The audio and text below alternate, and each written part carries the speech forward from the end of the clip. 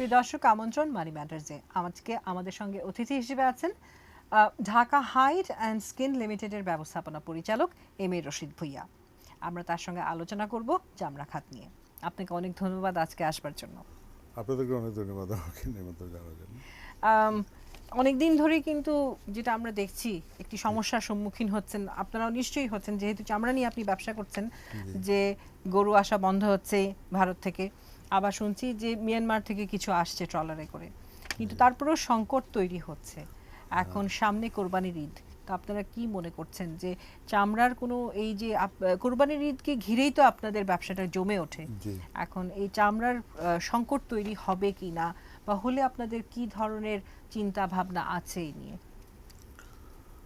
Actually গরু আসাটা, চামড়া নিয়ে গরু আসাটা, ইন্ডিয়া থেকে গরু আসলে এটা সর্বস্বীকৃত। অনেক গরু, বহুত, একটা কোয়ান্টিটি অনেক বেশি। তো গত এক বছর, আজকে 7-8 মাস থেকে গরু আসাটা মোটামুটি অনেকটাই বন্ধের মতনই। একবারে বন্ধ না, কিছু কিছু গরু আসতেছে। আর আপনি যেটা বললেন, আমরা সেকেন্ড সোয়ার যেগুলো করছি, যেটা আমরা চেষ্টা করতেছি, সেটা হলো আপনার নেপাল থেকেও কিছু গরু আসে, এরপর আছে মিয়ানমার থেকে। ইন্ডিয়া থেকে যখন এটা কমাই দিচ্ছে, তারপর আমরা আবার ইয়ে থেকেও চেষ্টা করছি,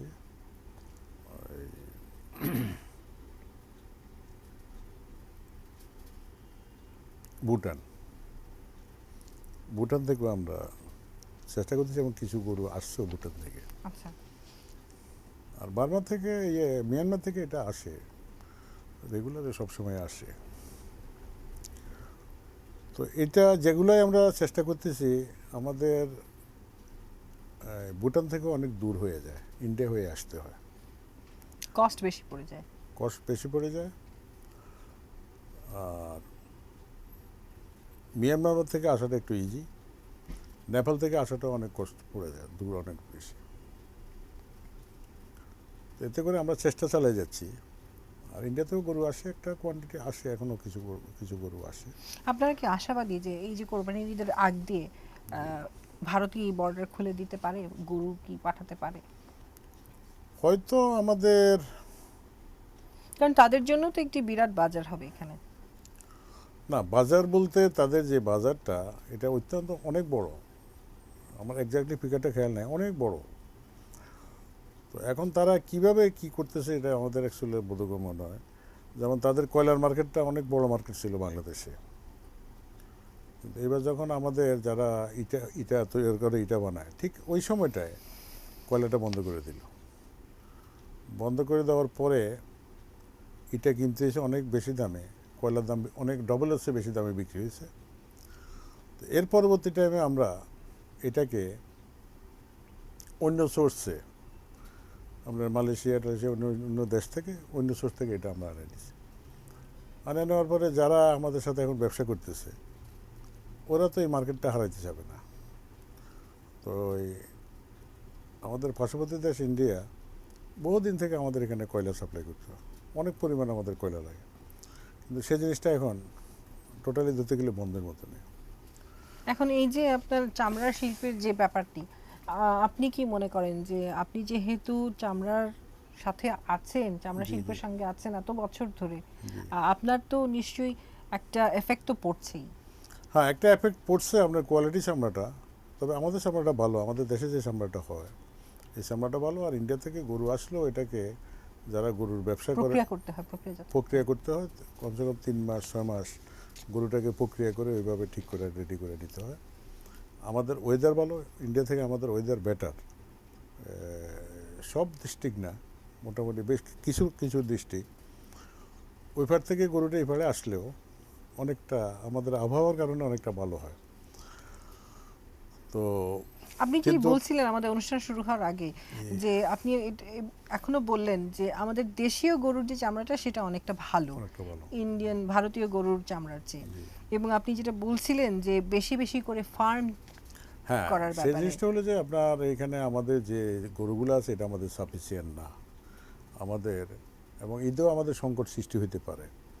আমাদের টোটাল বাংলাদেশে যা চামড়া হয়, আমাদের ইন্ডাস্ট্রিতে আমরা যতগুলো পাইছি আমাদের হিসাবে, টোটাল বছরের চামড়ার 50% চামড়া হয় কোরবানিতে, আর বাকি 50% চামড়া হয় আপনার ঈদুল মিলাদুন্নবী, শবে বরাত, রমজান ঈদ, এইগুলো আর দৈনন্দিন যেগুলা জবাই হয় এগুলো থেকে। তো এখন আমাদের প্রচুর পরিমাণ গরুর প্রয়োজন কোরবানি ঈদে। তো এই সময়টা যেমন আমাদের গরুরও প্রয়োজন, চামড়াও অনেক বেশি চামড়া হয়, এটাকে আমাদের সংরক্ষণ করতে হয়। তো এই সময়টা আমার মনে হয় যে আমাদের সরকার ওদের সাথে আলোচনা করে অবাধভাবে আমাদেরকে গরুটা দেওয়া, এই ব্যাপারটা করা, এটা আমার নিজের একটা অভিমত। আর ভবিষ্যতে এখন দিচ্ছে না, তারা আবার দিবে বা আবার বন্ধ করে দিবে, এই জন্য আমাদের নিজের পায়ে নিজে দাঁড়াতে হবে। এই জন্য আমাদের অনেক বেশি বেশি করে ডেয়ারি ফার্ম করতে হবে, সরকারিভাবে হোক, প্রাইভেটে হোক। প্রাইভেটে যারা করবে তাদেরকে উৎসাহিত করতে হবে, তাদেরকে লোনের ব্যবস্থা করে দিতে হবে, কম সুদে, কম সত্ত্বে কম সুদে, তাহলে আমাদের এই চাহিদাটা মিটবে। একটা জিনিস, শুধু চামড়া গরুটা, এখানে গরু, ছাগল, মহিষ এবং বেড়াও আছে একটা অংশ, এগুলা শুধু মাংসের জন্য বা চামড়ার জন্য না, এটা অনেক ক্ষেত্রে ব্যবহার হয়। আপনি দই খাইবেন, দুধ লাগবে, গরু থেকে দুধ হবে, ছানা লাগবে, ছানা খেতে গেলে ছানা গরু থেকে দুধ থেকে হবে, ডেয়ারি প্রোডাক্ট। ডেয়ারি ফার্ম, এটা এই বাই প্রোডাক্ট প্রত্যেকটা জিনিস লাগবে। এবং আমাদের নতুন প্রজন্মদেরকে যদি আমরা খাওয়াইতে হয়, এই ফুটিংস খাওয়াইতে হয়, তাহলে কিন্তু গরুর প্রয়োজন আছে। তো এই ব্যাপারটা কিন্তু অ্যাকচুয়ালি এই সেক্টরটা কিন্তু অবহেলিত। এখানে আমি আপনাদের মাধ্যমে বলবো, এখানে সরকার আরও অনেক যথেষ্ট নজর দেওয়া উচিত। দ্বিতীয়ত হলো আপনার গরু মাংসটা খায় মধ্যবিত্তরা, বেশিরভাগ মধ্যবিত্তরাই খায়, তো কম রেটে, কম সস্তায়। তো এখন 380 থেকে 400 টাকা গরুর মাংসের দাম হয়ে গেছে, কোনো জায়গায় 450, 500 টাকাও বিক্রি হয়। তো এটা অনেক গরিব লোক বা মধ্য ক্লাস অনেকে এটাকে কম করতে পারতেছে না। তো কাজে তারা কি করতেছে, এটার পরিবর্তে আপনার ওই যে ফার্মের মুরগি, বয়েলস মুরগি, ওটা 140 থেকে 50 টাকা কেজি।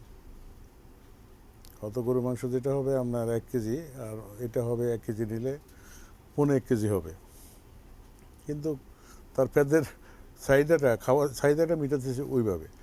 এতে করে কিন্তু আমাদের গরু চামড়া আমদানি কালেকশন আরো কমে গেছে। কমতেছে।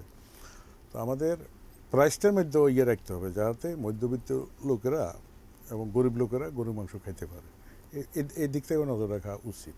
গরু মনে করি। ব্যবসায়ী যারা, তারা কিন্তু বলছেন যে এই যে সংকটটি তৈরি হয়েছে, এটির কারণেই তারা বলছেন যে জাস্টিফিকেশনটা যে দিচ্ছেন, জি। যে গরুর দামের, গরু গোশের দামের যে দামটা যে বেড়ে গেছে, এটা জাস্টিফিকেশনটা কিন্তু দিচ্ছেন এই সংকটের কারণে। এই বিষয়টা আপনার সঙ্গে আরো আলোচনা করবো, একটা ছোট বিরতি নিয়ে আসি। প্রিয় দর্শক, আমাদের সঙ্গেই থাকবেন, ফিরছি একটু পরেই।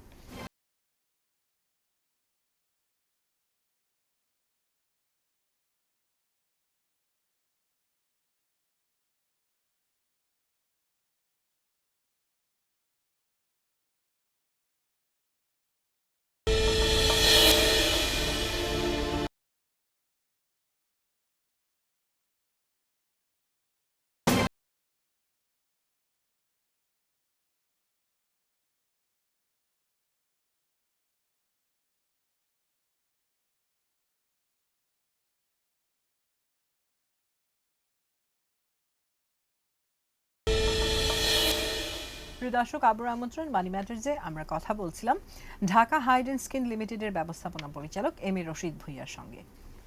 আপনাকে বলছিলাম যে এই যে কৃত্রিম যে একটা সংকট যে তৈরি হয়েছে, এখন সেটির কারণেই দেখা যাচ্ছে যে ওনারা জাস্টিফাই করছেন যে গরুর গোশের দাম এখন এই যে আপনি যেটা বললেন যে 400 টাকার অনেক ওপরে, এবং এভাবে যদি চলতে থাকে তাহলে তো আরো দাম বাড়বে। এবং আপনি যেটা বলছিলেন যে মানুষ তখন আরো আপনার এই গরু খাওয়া হয়তো ভুলেই যাবেন, এবং তারপরে দেখা যাবে যে আরো আপনাদের চামড়ার সংকট আরো বেশি তৈরি হবে। এই যে একটা সমস্যা, এখান থেকে বের হয়ে আসার কি মানে কিভাবে বের হওয়া যায়, আপনি কি মনে করেন? অ্যাকচুয়ালি এটা কিছুটা কথা আমি বলেছিলাম, সেটা হলো আমাদের বেশি বেশি করে ডায়েরি ফার্ম করতে হবে। আমাদের কিন্তু ডেয়ারি ফার্মের কথা আপনি যেটা বলছেন, জি কৃষকেরা কিন্তু এই যে আগে যেরকম আমরা আপনার সঙ্গে কথা বলছিলাম যে অনুষ্ঠানের আগে, জি জি যে আগে হাল চাষের জন্য কিন্তু গরুর প্রয়োজন হতো, কিন্তু সেখানে কিন্তু এখন মেশিন চলে এসছে। তো মানুষ কিন্তু ইন্টারেস্ট হারিয়ে ফেলছে গরু পালার ব্যাপারে। তাদেরকে উদ্বুদ্ধ করা যায় কিভাবে? না, ইন্টারেস্ট হারানোর পিছনে কারণ হলো গরুর যে খাদ্য, গরু খাদ্য আমাদের এখানে দাম বেশি। এটাকে যাতে সহজ শর্তে কম দামে গরুকে খাওয়ানো যায়, মানে কস্টিংটা কমায় নিতে হবে। আর আমাদের ব্যাপক হারে ডায়েরি ফার্মগুলো এবং প্রাইভেটে লোকজনদেরকে, গ্রামের লোকদেরকে, শহরের লোকদেরকে, এদেরকে ইয়ে করতে হবে, ইন্টারেস্টিং করতে হবে, যাতে তারা যাতে আরও বেশি গরু পালে, জি। গরু ছাগল মোষ বেড়ি এগুলো যাতে পালে। আমাদের জায়গা আছে, যথেষ্ট জায়গা, অনেক অনেক অবহেলিত জায়গা পড়ে আছে, এগুলোতে করতে পারে, ইচ্ছা করলে করতে পারে। একটা জিনিস আপনি মনে করেন, আমাদের দিন দিন কিন্তু লোক বাড়তেছে, লোক সংখ্যা বাড়তেছে। আর গরু এখান থেকে না আসার পিছনে এটা আমাদের সাথে কোনো শত্রুতা না বা কোনো ইয়ে না, এই আনঅফিসিয়ালি বলতে হয় আর কি, তারা গরু বিক্রি করছে অন্য দেশে, যার কারণে আমাদেরকে দিচ্ছে না। এই যেটা বলে গরু মায়ের জাত, এটা এগুলো ঠিক, এটা অ্যাকচুয়ালি ফ্যাক্টর না, ফ্যাক্টর হলো অন্য জায়গায় সেল করছে, তো এই জন্য আমাদেরকে দিচ্ছে না। তাহলে সেক্ষেত্রে আমাদের কি করা উচিত? এই ক্ষেত্রে আমরা নিজের পায়ে নিজে দাঁড়াইতে হবে। আর আমরা কোনো ধরনের নেগোসিয়েশন করে আমরা কি পারবো না? এটা আমাদের সরকারের ব্যাপার, সরকার চেষ্টা করতে পারে। এখন তো আমাদের সাথে ভালো সম্পর্ক, এই সম্পর্কের পরিপ্রেক্ষিতে আমি এটা আপনাদের মধ্যে আহ্বান করব যে এই কোরবানি ঈদে যাতে অবাধভাবে গরু আসার জন্য তারা কমসে কম এই কোরবানির সময়টা, এরপরে নেগোসিয়েশন করলে এ করলো। আর যদি গরু না আসে, আমাদের এখানে কোরবানিটাও একটা ফ্যাশন হয়ে গেছে, জায়গাতে একটা ফ্যাশন হয়ে গেছে, কোরবানিটাও একটা ফ্যাশন হয়ে গেছে। একজনের 25টা 30টা 125টা পর্যন্ত একজনের কোরবানি দিচ্ছে, আমার কাছে রেকর্ড আছে। তো এবার হয়তো গরুর দামটাও বেশি যাবে, যদি শর্ট থাকে, তাহলে সে হয়তো একটা বা দুইটা দিবে, 125টা দিবে না, আপনার কোয়ান্টিটি অনেক কমে যাবে। আরেকটা হলো বেশি দামে গরু কিনতে হবে, অনেকে কোরবানি দিতে পারবে না যদি গরু না আসে। কারণ আমাদের এখানে যা গরু আছে লোকালি, এটা আমাদের সাফিসিয়েন্ট না আমাদের চাহিদা মেটানোর জন্য। এখানে আরেকটি কথা আপনার কাছ থেকে জানতে চাইবো, অনেক সময় কিন্তু আমরা যেটা শুনতে পাই যে যারা গরু পালছেন, দেশীয় গরু যারা পালছেন, তারা কিন্তু অ্যাকচুয়াল দামটা পাচ্ছেন না। মাঝে যারা ব্যাপারী আছেন তারা কিন্তু ওই আপনার চড়া দামে বিক্রি করছেন ঠিকই, তারাই টাকাটা নিচ্ছেন, কিন্তু অ্যাকচুয়ালি যারা এত বছর ধরে বা মানে এত মাস ধরে যারা গরুটি লালন পালন করছেন, খাবারের আপনি বলছেন যে অনেক বেশি দাম, সেই দামটা কিন্তু তারা উঠাতে পারছেন না। দামটা না ওঠানোর পিছনে এটা এই ক্ষেত্রটা হলেও আপনার বেশিরভাগ হলো কোরবানির সময়। কোরবানির সময় একটু ডিফিকাল্ট এই জবটা, ইয়েটা খুব ডিফিকাল্ট, এই এই এই সার্কেলটা। গরু হাটে আনলো ব্যাপারীরা, হাটে আনার আগে এটা আসলে ইন্টারনাল ব্যাপার, হাটে আনার আগে এটাকে রেডি করে আনলো। এই গরুটা কতদিন বাঁচবে, আপনার ইঞ্জেকশন দেয়, মোটা তাজা করার জন্য ওষুধ খাওয়ায়, ট্যাবলেট খাওয়ায়। এই কারণে তো হাটে উঠানোর পরে যে দামগুলো বলে, তখন তার কাছে এটা সাফিসিয়েন্ট মনে হয় না। কিন্তু পরবর্তী টাইমে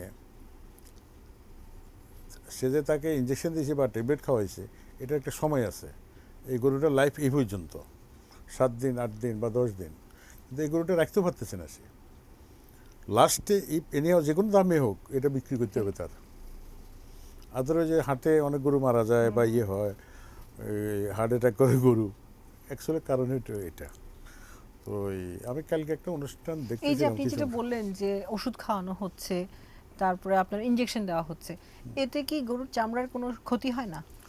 চামড়ার খুব একটা ক্ষতি হয় না এতে, চামড়ার খুব একটা ক্ষতি হয় না, কিন্তু আমরা খাচ্ছি প্রয়োজন, আমাদের জন্য আমাদের জন্য ক্ষতিকারক। ক্ষতি করে এটা। কিন্তু যেহেতু আপনারা চামড়া, এই গরু নিয়ে আপনাদের মানে গরুর চামড়া দিয়ে আপনারা কাজ করছেন, এবং যেহেতু আপনাদের উপরও কিছুটা বর্তায় যে এই যে অ্যাওয়ারনেস ক্রিয়েট করা যে এই ব্যাপারটি ঠিক নয়, সেটা আমরা চেষ্টা করি, বোঝানোর চেষ্টা করি। এবং আমি এটার সাথে একটু বেশি জড়িত, যেমন ওই যে অ্যানথ্রাক্স একবার জি। ওই যে 4-5 বছর আগে একবার অ্যানথ্রাক্সের ব্যাপার হলো, অনেকে ইয়ে থেকে ফ্রিজ থেকে মাংস ফেলে দিছে, ফ্রিজে মাংস ছিল আগে, এগুলো শুনে টুনে দেখে টেকে ফ্রিজ থেকে মাংস ফেলে দিছে। তো এই অনেক গরু ব্যাপারী, গরু হাটের থেকে অনেকখান থেকে আমার উপরে একটা ইয়ে আসলো, তখন আমি ফিনিশার অ্যাসোসিয়েশনের চেয়ারম্যান ছিলাম। এরপর আমি পদক্ষেপ নিলাম, বিভিন্ন জায়গায় ট্যুর করলাম, ইয়ে করলাম। তো অ্যানথ্রাক্সটা হলো, এটা জিনিসটা ছড়াই দেওয়া হয়েছিল। জি আপনারা হয়তো জানবেন, আমরা ছোট অবস্থায় দেখেছি গরুর একটা খুরা রোগ হয়। তখন আমরা বাপদাদারা দেখছি গরুর খুরা রোগ হইলে আগে যে হিন্দু গোপাল ছিল, ওইরা নাকি লোহা টোয়া দাগ দিয়ে ইয়ে গরম করে জিভের মধ্যে দাগ টাগ দিয়ে একটু বড়ি টড়ি দিয়ে এটাকে শেষ করে দিত। কিন্তু এটাকে বানায় ফেলাইছে, অ্যাকচুয়ালি ওটা হলো খোড়া রোগ, এটাকে বানায় ফেলাইছে অ্যানথ্রাক্স। এরপরে আমি বিশেষ করে আমি এই পদক্ষেপ নিয়ে সবাইকে একত্রাবদ্ধ করে আমাদের হাজারীবাগে একটা অনুষ্ঠান করলাম, এই 10টা গরু জবাই করলাম। অনেক মন্ত্রী টন্ত্রী ভৌসমন্ত্রী অনেকেই গিয়েছিলেন, যে অনুষ্ঠান করলাম, ওইখানে বসে আমরা মাংস খেলাম এবং তাদেরকে বোঝানোর চেষ্টা করলাম, এবং কিছু ডাক্তার, হ্যাঁ, এই এই এই যে এখানে যারা স্পেশালিস্ট তাদেরকে দিয়ে ওই দিন থেকে আবার গরু খাওয়া স্টার্ট হলো, গরু মাংস খাওয়া স্টার্ট করলো। আপনারা আমাদের ট্রেনেরই বন্ধ হয়ে গেছিলো। আপনারা তো খেয়াল আছে কি না, ফ্রিজে যা অনেকের মাংস ছিল, ওই মাংস ফেলে দিছে। তো এই হলো আর কি ব্যাপার। তো একটা জিনিস হলো, আমাদের বলা আছে, সতর্কতা আছে, কিন্তু আমাদের বাংলাদেশটা এত বড়, এত এত জায়গা থেকে ইয়ে করে, সব থেকে ইয়ে করা, আমাদের কন্ট্রোল করা সম্ভবপর হয় না। জি আমাদের সময় একদম শেষ, একটি জি। শেষ প্রশ্ন করতে চাই জি। যে চামড়া শিল্প নগরীর অগ্রগতির কি অবস্থা? শেষ পত্রের মধ্যে আমার আরও একটা কিছু কথা ছিল বর্তমান চামড়ার পরিস্থিতিটা নিয়ে। এই আমাদের গত বছরটা আমাদের 3 মাস 3.5 মাস আমাদের এমনি হরতাল অবরোধ ধর্মঘটে আমরা কোনো কাজ করতে পারিনি। এরপরে হলো দরপতন, দাম কমে গেল ইন্টারন্যাশনাল মার্কেটে। আপনার ইউরো দরপতনের কারণে ওরা এলসি দিয়ে মাল নিতে পারতেছে না, ওদের অবস্থাও খারাপ হয়ে গেছে। এবং রাশিয়া রুবেলের কমে গেছে, অনেক কম। তারা চামড়া বিক্রি করতেছে ইটালিতে কম দামে। তারপর কিছুদিন আগে আপনার ইয়েতে চায়নাতেও তাদেরও শেয়ার মার্কেটের ইয়েটি হয়ে দ্রব্যদি কমে সমস্যা। আবার গত 1 বছর 1.5 বছর থেকে আপনার সমস্যা চলতেছে চায়নাতে কাস্টমস। আমাদের এখান থেকে চামড়াটা যায়, এর মধ্যে নিষেধাজ্ঞা আছে, ইয়ে আছে। তো সব কিছু মিলিয়ে আমাদের এই লেদার ইন্ডাস্ট্রিজ, এই লেদার সেক্টরটা খুব একটা বর্তমানে খুবই অসহায়, খুবই একটা ক্ষতির সম্মুখীন। এরপর আসতেছে আপনার সামনে কোরবানি ঈদ, প্রত্যেকটা ট্যানারিতে আপনার প্রচুর স্টক। এখন যদি স্টক এই মাল যদি বাইর করতে না পারি, তাহলে কোরবানির সময় মাল ঢুকানো অনেকের পক্ষে কষ্টকর হবে, ঢুকানো যাবে না, টাকা থাকলেও ঢুকানো যাবে না।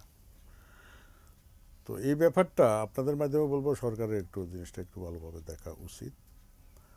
দ্বিতীয়ত হলো আপনার চামড়া শিল্পনগরীর কথা যেটা বলছেন, এখানে একটা প্রবাদ আছে, আপনার সাথে একটু আগে আলোচনা হওয়ার পরে অনুষ্ঠানের আগে আপনিও বলছেন যে ট্রেনের মালিকরা যাইতে চায় না। অ্যাকচুয়ালি ঘটনাটা ঠিক না। আপনি কেউ পাঠিয়ে খোঁজখবর নিয়ে দেখবেন, ম্যাক্সিমাম ট্রেনারি লোক কাজ স্টার্ট করেছে এবং কোটি কোটি টাকা ইনভেস্টমেন্ট করেছে। তো আমরা এখান থেকে যাওয়া হলো পরিবেশগত কারণে। তো ওইখানে যে আমরা যাব, সরকার যে সিইউটিপি করে দিচ্ছে পানি শোধনাগারটা, ওইটা না হলে তো আমাদের যায় লাভ নেই। এটা যেমন এখানে তাড়াতাড়ি যখন হবে তখন পুরোটাই কাজটা হলে, এবং ট্যানারি মালিকরাও কাজ করতেছে, চলে যাবে নির্ভর করে, এবং সরকার আবার এর মধ্যে 1 বছর আরো সময় বাড়িয়েছে। তো আসলে ওই কাজটা এখন কাজটাও ডিফিকাল্ট। সরকারের যথেষ্ট সদিচ্ছা আছে, চেষ্টা আছে। আমরা আশা করব যে এই কাজটি তারা সরকার খুব দ্রুত সম্পন্ন করবেন এবং আপনাদেরকে সহায়তা করবেন মুভ করার ব্যাপারে। আপনাকে অনেক ধন্যবাদ আমাদের অনুষ্ঠানে আসবার জন্য। আপনাদেরকে অনেক ধন্যবাদ আমাকে আমন্ত্রণ জানার জন্য। প্রিয় দর্শক, এই ছিল আমাদের আয়োজন। আগামীতে আবার দেখা হবে। সে পর্যন্ত ভালো থাকুন, এটি নিজের সঙ্গে থাকুন।